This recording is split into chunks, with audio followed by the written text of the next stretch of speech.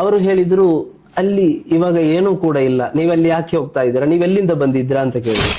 Professor M Saeed ಎಂಬವರು ಅವರು ತಮ್ಮ ಥೀಸಿಸ್ ಅನ್ನು ಯೂನಿವರ್ಸಿಟಿ ಆಫ್ ಲಂಡನ್ ನಲ್ಲಿ ಏನ್ ಮಾಡ್ತಾರೆ, ಸಬ್ಮಿಟ್ ಮಾಡ್ತಾರೆ.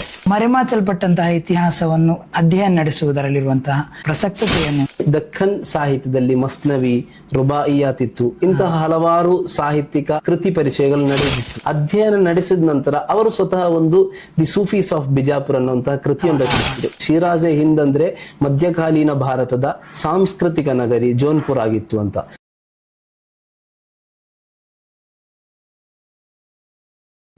ಅಸ್ಸಲಾಮು ಅಲೈಕುಂ ವರಹಮತುಲ್ಲಾ.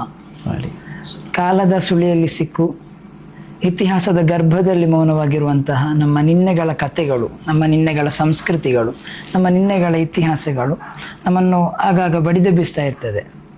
ಅಂತಹ ಹಲವಾರು ಇತಿಹಾಸಗಳು, ಹಲವಾರು ಚರಿತ್ರೆಗಳು ನಮ್ಮಿಂದ ಮರೆಮಾಚಲ್ಪಟ್ಟಿದೆ, ಕಳೆದು ಹೋಗಿದೆ, ತಿರುಚಲ್ಪಟ್ಟಿದೆ.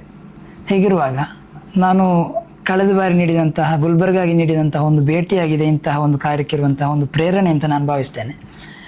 ಇತಿಹಾಸ, ಅದರಲ್ಲೂ ಮರೆಮಾಚಲ್ಪಟ್ಟಂತಹ ಇತಿಹಾಸವನ್ನು ಅಧ್ಯಯನ ನಡೆಸುವುದರಲ್ಲಿರುವಂತಹ, ಕಲಿಕೆ ಮಾಡುವುದರಲ್ಲಿರುವಂತಹ ಒಂದು ಪ್ರಸಕ್ತತೆಯನ್ನು ನಿಮ್ಮ ಅಭಿಪ್ರಾಯದಲ್ಲಿ? ಇತಿಹಾಸ ನೀವು ಕೇಳಿದಾಗೆ ಅದರಲ್ಲೂ ಮರೆಮಾಚಲ್ಪಟ್ಟಂತಹ, ತಿರುಚಲ್ಪಟ್ಟಂತಹ ಇತಿಹಾಸ, ಅದರ ಅಧ್ಯಯನದ ಪ್ರಸಕ್ತತೆ ಏನು ಅಂದರೆ, ಈಗ ನಮ್ಮ ಈ ಒಂದು 20 ವರ್ಷಗಳ ಎಡೆಯಲ್ಲಿ ನಮ್ಮ ಪಠ್ಯಪುಸ್ತಕ ಪರಿಷ್ಕರಣೆಗೊಂಡು ನಾವು ಕಲಿತಾ ಇದ್ದಂತಹ ಪಠ್ಯಪುಸ್ತಕಗಳು ಈಗಿನ ಪಠ್ಯಪುಸ್ತಕಗಳ ಅದರ ಪಾಠಗಳನ್ನು ನೋಡಿದರೆ ಅದರಲ್ಲಿದ್ದಂತಹ ಹಲವಾರು ಇತಿಹಾಸಗಳು ತಿರುಚಲ್ಪಟ್ಟಿದೆ. ಕಾಲಾಂತರಗಳಲ್ಲಿ ಒಂದೇ ವಿಷಯಗಳನ್ನು ಹಲವು ಬಾರಿ ಹೇಳಿ ಅದರ ಮೇಲೆ ಭಾರತದಾದ್ಯಂತ ಕ್ಯಾಂಪೈನ್ಗಳನ್ನು ನಡೆಸಿ ಅದರ ಮೂಲಕ ಪಠ್ಯಕ್ರಮವನ್ನು ಇಲ್ಲಿ ಇಲ್ಲವಾಗಿಸಿ ನಮ್ಮ ನಿನ್ನೆಗಳ ಸತ್ಯದ, ಅದೇ ರೀತಿಯಾಗಿ ಇತಿಹಾಸದ ಅದರೊಳಗಿರುವಂತಹ ಸತ್ಯಾಸತ್ಯತೆಗಳನ್ನು ಇಲ್ಲವಾಗಿಸುವಂತಹ ಷಡ್ಯಂತ್ರಗಳು ನಡೀತಾ ಇದೆ. ಆ ಒಂದು ಸಂದರ್ಭದಲ್ಲಿ ನಾವು ಮರೆಮಾಚಲ್ಪಟ್ಟದ ಇತಿಹಾಸವನ್ನು, ಅದರಲ್ಲೂ ಇತಿಹಾಸವನ್ನು ಎಲ್ಲರೂ ಅಧ್ಯಯನ ಮಾಡ್ಲಿಕ್ಕೆ ಆಗಲ್ಲ. ಸಾಮಾನ್ಯರು, ಜನಸಾಮಾನ್ಯರು ಒಂದು ಐತಿಹಾಸಿಕ ಪ್ರಜ್ಞೆಯಾದರೂ ನಮ್ಮೊಳಗೆ ಬೆಳೆಯಬೇಕು ಅನ್ನುವಂಥ ನಿಟ್ಟಿನಲ್ಲಿ ನಾವು ಹಲವಾರು ಇತಿಹಾಸಗಳನ್ನು ಮೆಲುಕು ಹಾಕುವಂತ ಅವಶ್ಯಕತೆ ಇದೆ. ಈ ಮರೆಮಾಚಲ್ಪಟ್ಟ ಇತಿಹಾಸದಲ್ಲಿಯೇ ಜಾಗತಿಕವಾದಂತಹ ಮರೆಮಾಚಲ್ಪಟ್ಟ ಇತಿಹಾಸ ಇದೆ, ತಿರುಚಲ್ಪಟ್ಟ ಇತಿಹಾಸವಿದೆ. ಅದರ ಬಗ್ಗೆ ನಾನು ಇಲ್ಲಿ ಏನ್ ಮಾಡಿದೆ, ವಿಷಯಗಳನ್ನು ಅದರ ವೈಡ್ಲಿ ನಾನು ಚರ್ಚೆ ಮಾಡಿದೆ.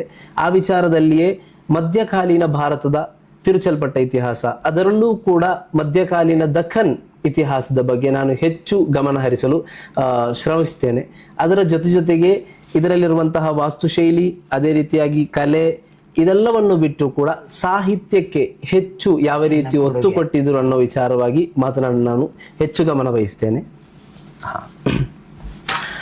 ನೀವು ನೋಡ್ಬೋದು, ಮಧ್ಯಕಾಲೀನ ದಖನ್ ಮರೆಮಾಚಲ್ಪಟ್ಟ ಇತಿಹಾಸದ ಕುರಿತಾಗಿ ತಿರುಚಲ್ಪಟ್ಟ ಇತಿಹಾಸ ಆಗಿರ್ಬೋದು, ಇದರ ಬಗ್ಗೆ ನಾವು ಕೆಲವೊಂದು ಕಡೆಗೆ ಭೇಟಿ ನೀಡಿದ್ದೇವೆ.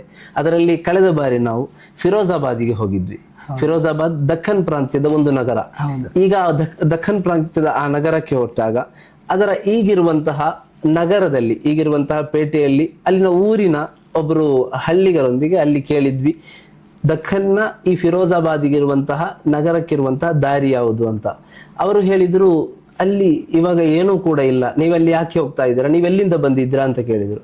ನಾವು ಮಂಗಳೂರಿನಿಂದ ಬಂದಿದ್ದೀವಿ ಹೇಳಿದಾಗ, ನೀವು ಅಷ್ಟು ದೂರದಿಂದ ಇಲ್ಲಿಗೆ ಯಾಕೆ ಬಂದಿದ್ದೀರಿ ಅಂತ ಕೇಳಿದ್ರು. ನಾನು ಮೊದಲೇ ನಿಮಗೆ ಹೇಳಿದ್ದೆ, ಎಲ್ಲರೂ ಅಧ್ಯಯನ ನಿಮಿತ್ತ ಹೊರಡಬೇಕಾದಂತ ಅವಶ್ಯಕತೆ ಇಲ್ಲ.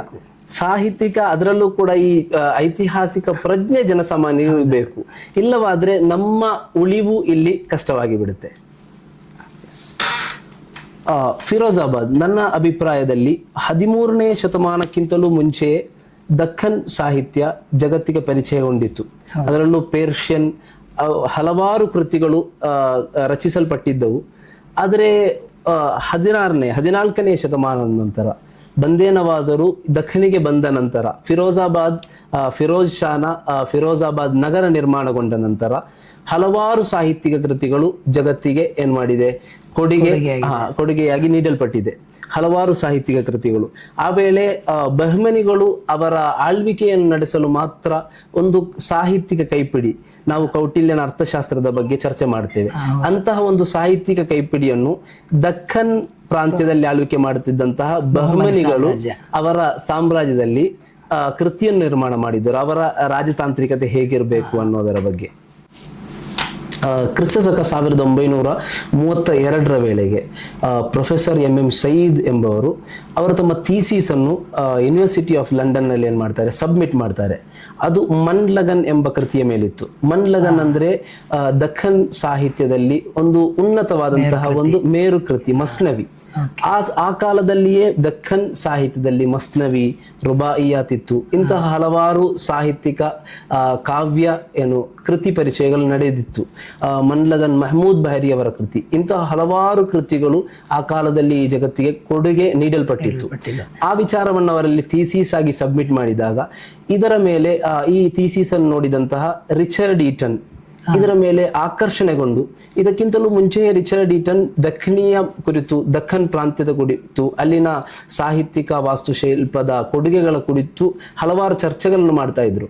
ಅವರಿಗೆ ಈ ವಿಚಾರ ಕೂಡಿ ಸಿಕ್ಕಿದಾಗ ಅವರೇನ್ ಮಾಡಿದ್ರು, ದಖನಿಗೆ ನೇರವಾಗಿ ಬಂದು ಅವರು ತಮ್ಮ ದಖನಿನಲ್ಲಿಯೇ ಇಲ್ಲಿ ಬಂದು ಇಲ್ಲಿನ ವಾಸ್ತುಶಿಲ್ಪದ ಬಗ್ಗೆ, ಇಲ್ಲಿನ ಸಾಹಿತ್ಯದ ಬಗ್ಗೆ, ಇಲ್ಲಿನ ಕಲೆಯ ಬಗ್ಗೆ, ಎಲ್ಲದರ ಬಗ್ಗೆ ಆಕರ್ಷಿತರಾಗಿ ಅವರು ಇದರ ಬಗ್ಗೆ ಏನ್ ಮಾಡಿದ್ರು, ರಿಸರ್ಚ್ ಮಾಡಿದ್ರು.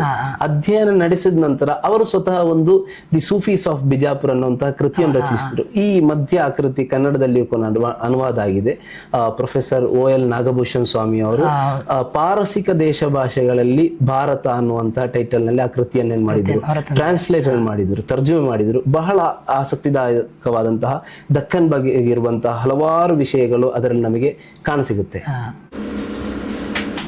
ಕ್ರಿಸ್ತಶಕ 1932 ವೇಳೆಗೆ ಪ್ರೊಫೆಸರ್ ಎಂ ಸಯೀದ್ ಎಂಬವರು ಅವರು ತಮ್ಮ ಥೀಸಿಸ್ ಅನ್ನು ಯೂನಿವರ್ಸಿಟಿ ಆಫ್ ಲಂಡನ್ ನಲ್ಲಿ ಏನ್ ಮಾಡ್ತಾರೆ, ಸಬ್ಮಿಟ್ ಮಾಡ್ತಾರೆ. ಅದು ಮನ್ ಲಗನ್ ಎಂಬ ಕೃತಿಯ ಮೇಲಿತ್ತು. ಮನ್ ಲಗನ್ ಅಂದ್ರೆ ದಖನ್ ಸಾಹಿತ್ಯದಲ್ಲಿ ಒಂದು ಉನ್ನತವಾದಂತಹ ಒಂದು ಮೇರು ಕೃತಿ, ಮಸ್ನವಿ. ನಮಗೆ ಹಲವಾರು ಕಡೆ ನಾವು ಹೋಗಿದ್ದೇವೆ ಈ ಮಧ್ಯಕಾಲೀನ ಭಾರತದಕ್ಕೆ.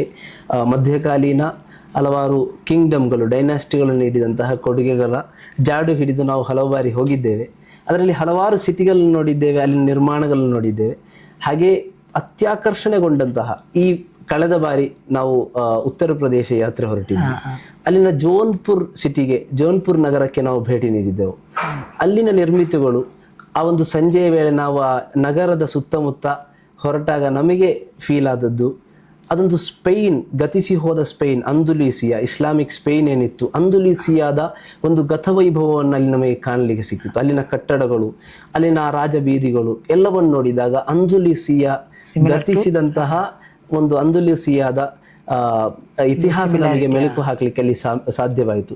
ಅದರ ಜೊತೆಗೆ ಸಯ್ಯದ್ ಇಜಾಜ್ ಅಹಮದ್ ಅವರ ಒಂದು ಇದರ ಬಗ್ಗೆ ಇರುವಂತಹ ಒಂದು ರಿಸರ್ಚ್ ಪೇಪರ್ ಇದೆ ಜೋನ್ಪುರ್ ಬಗ್ಗೆ, ಶಿರಾಜೆ ಹಿಂದ್ ಅಂತ. ಶಿರಾಜೆ ಹಿಂದ್ ಅಂದ್ರೆ ಮಧ್ಯಕಾಲೀನ ಭಾರತದ ಸಾಂಸ್ಕೃತಿಕ ನಗರಿ ಜೋನ್ಪುರ್ ಆಗಿತ್ತು ಅಂತ. ಯಾಕೆ ಈ ಹೆಸರನ್ನು ಅವ್ರು ಕೊಟ್ರು ಅಂದ್ರೆ ಅಲ್ಲಿ ಕಲೆ, ವಾಸ್ತುಶಿಲ್ಪ, ಅದರ ಜೊತೆಗೆ ವಿಜ್ಞಾನಕ್ಕೆ ಬಹುಮುಖ್ಯ ಪಾತ್ರ ಆ ಕಾಲಕ್ಕೆ ವಿಜ್ಞಾನಕ್ಕೆ ಜೋನ್ಪುರ್ ಪ್ರಖ್ಯಾತಿ ಹೊಂದಿತ್ತು. ವಿದೇಶಿ ವಿದ್ಯಾರ್ಥಿಗಳು ಇಲ್ಲಿಗೆ ಸ್ಕಾಲರ್ಶಿಪ್ ಪಡೆದು ಯಾವ ರೀತಿ ನಮ್ಮಿಂದ ವಿದ್ಯಾರ್ಥಿಗಳು ಹೊರಗಡೆ ಹೋಗ್ತಾ ಇದ್ದಾರೆ, ವಿದೇಶಗಳಿಗೆ ತೆರಳುತ್ತಾ ಇದ್ದಾರೆ, ಆ ರೀತಿಯಾಗಿ ವಿದೇಶಿ ವಿದ್ಯಾರ್ಥಿಗಳು ಇಲ್ಲಿ ಹಲವಾರು ವಿಷಯಗಳ ಮೇಲೆ ತಮ್ಮ ಅಧ್ಯಯನವನ್ನು ಮಾಡ್ತಾ ಇದ್ರು. ಅಷ್ಟು ಶ್ರೀಮಂತಿಕೆ ಹೊಂದಿತ್ತು ಜೋನ್ಪುರ್. ಇವಾಗ್ಲೂ ನೀವು ಹೋಗಿ ಅಲ್ಲಿನ ವಾಸ್ತುಶಿಲ್ಪವನ್ನು ನೋಡಿದ್ರೆ, ನಾನು ಹೇಳಿದಾಗೆ ನಿಮಗೊಂದು ಸ್ಪೇನ್ ಹೋದಂತಹ ಅಂದುಲೂಸಿಯಾ, ಇಸ್ಲಾಮಿಕ್ ಸ್ಪೇನ್, ಅಲ್ಲಿನ ರಾಜಬೀದಿಗಳಲ್ಲಿ ನಡೆದಾಗ ನನಗೆ ಕೊರಡೋಬಾ ಸಿಟಿಯ, ಸ್ಪೇನ್ನ ಕೊರಡೋಬಾ ಸಿಟಿಯ ನೆನಪು ಮೆಲುಕು ಹಾಕ್ಲಿಕ್ಕೆ ಸಾಧ್ಯವಾಯಿತು ಆ ಸಂಜೆ. ಅತ್ಯಾಕರ್ಷಣೆಗೊಂಡಂತಹ ಒಂದು ಸಿಟಿ. ಸಯ್ಯದ್ ಇಜಾಜ್ ಅಹಮದ್ ರವರ ಕೃತಿಯನ್ನು ನಿಮಗೆ ತಗೊಳ್ಬಹುದು.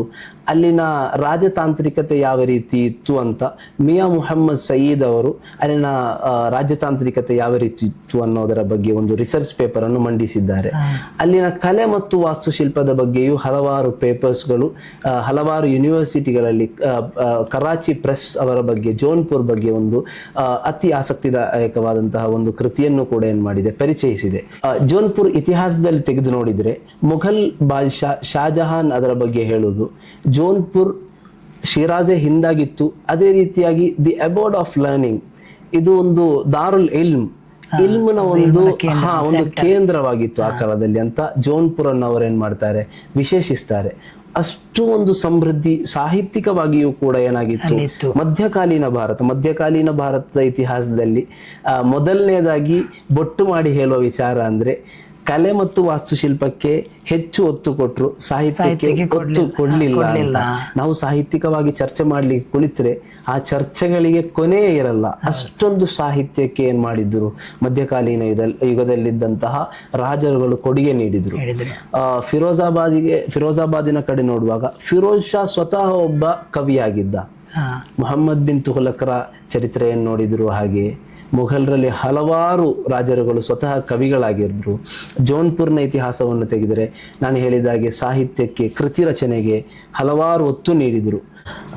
ಯಾಕೆ ಈ ಚರ್ಚೆ ಬರುತ್ತೆ ಅಂದ್ರೆ, ಮಧ್ಯಕಾಲೀನ ಯುಗದಲ್ಲಿ ಹಲವಾರು ಕೃತಿಗಳು ಇಂದಿಗೂ ಏನಾಗ್ತಾ ಇಲ್ಲ, ನಮಗೆ ದೊರಕ್ತಾ ಇಲ್ಲ.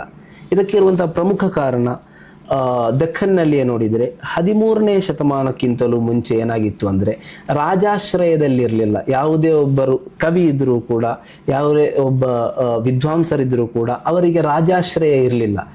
ಆ ಕಾರಣದಿಂದ ಏನಾಗ್ತಾ ಇದ್ದು, ಇಲ್ಲಿನ ಕೃತಿಗಳು ಕಾಲಾಂತರಗಳಲ್ಲಿ ನಶಿಸಿ ಹೋಗ್ತಾ ಇತ್ತು. ಜನರೇಷನ್ಗೆ ಸಿಗ್ತಾ ಇರಲಿಲ್ಲ. ಅದಕ್ಕಿರುವಂತಹ ಒಂದು ಉದಾಹರಣೆ ಅಂದ್ರೆ, ದಖ್ಖನ್ನಲ್ಲಿ ಐನುದ್ದೀನ್ ಗಂಜುಲ್ ಇಲ್ಮ್ ಅನ್ನುವಂತ ಒಬ್ಬರು ವಿದ್ವಾಂಸರಿದ್ರು. 130ರಷ್ಟು ಕೃತಿಗಳನ್ನು ಬರೆದಿದ್ರು. ಅವರ ಯಾವುದೇ ಕೃತಿಗಳು ಇವತ್ತಿಗೆ ನಮಗೆ ಲಭ್ಯವಿಲ್ಲ. ಇದಕ್ಕಿರುವಂತಹ ಪ್ರಮುಖ ಕಾರಣ ಏನಂದ್ರೆ, ಐನುದ್ದೀನ್ ಗಂಜುಲ್ ಇಲ್ಮ್ ಅವರ ಕಾಲಕ್ಕೆ ಮೊಹಮ್ಮದ್ ಬಿನ್ ತುಘಲಕರ್ ಅವರು ರಾಜ್ಯಭಾರ ಮಾಡ್ತಾ ಇದ್ರು. ಅವರು ತಮ್ಮ ರಾಜಧಾನಿಯನ್ನು ದೆಹಲಿಯಿಂದ ದೇವಗಿರಿಗೆ, ಅಂದ್ರೆ ಇಂದಿನ ಔರಂಗಾಬಾದಿಗೆ ತಮ್ಮ ರಾಜಧಾನಿಯನ್ನು ಸ್ಥಳಾಂತರ ಮಾಡಿದ್ರು. ಆ ವೇಳೆ ಇಲ್ಲಿಂದ ಎಲ್ಲರೂ ಕೂಡ, ಕುರುಡರಿದ್ರು ಕೂಡ, ಕುಂಟರಿದ್ರು ಕೂಡ ದೆಹಲಿಯಿಂದ ಹೋಗುವುದು ಅನಿವಾರ್ಯವಾಗಿತ್ತು. ಅವರು ಇಲ್ಲಿಂದ ದೌಲತಾಬಾದಿಗೆ ಹೋದ ಸಂದರ್ಭದಲ್ಲಿ ಅವರ ಹಲವಾರು ಕೃತಿಗಳು, ಈ ರೀತಿಯಾಗಿ ಬರೆದಂತಹ ಹಲವಾರು ವಿದ್ವಾಂಸಕರ ಸಾಹಿತ್ಯಿಕ ಕೃತಿಗಳು, ರುಬಾಯಿಯಾತುಗಳು, ಮಸ್ನವಿ ಎಲ್ಲವೂ ಕೂಡ ಏನಾಯಿತು, ಅದೇ ರೀತಿಯಾಗಿ ಆ ಸಂದರ್ಭದಲ್ಲಿ ತಮ್ಮ ಗುರುಗಳಿಂದ ಸಿಕ್ಕಿದಂತಹ ಹಲವಾರು ವಿಷಯಗಳನ್ನು, ವಿಚಾರಧಾರೆಗಳನ್ನು ಶೇಖರಿಸಿ ಹಲವಾರು ಗ್ರಂಥಗಳನ್ನು ಬರೆದವರಿದ್ರು. ಅವರೆಲ್ಲರೂ ಕೂಡ ಅವರ ಕೃತಿಗಳು ನಶಿಸಿ ಹೋದ್ರು ಈ ಒಂದು ಕಾರಣಗಳಿಂದ.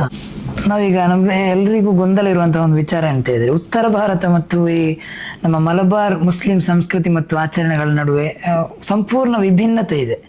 ಅದಕ್ಕಿರುವಂತಹ ಒಂದು ಸ್ಪೆಸಿಫಿಕ್ ಕಾರಣ ಏನಾದ್ರು ಹೇಳ್ಬೋದಾ, ಏನಾದ್ರು ಇದೆಯಾ?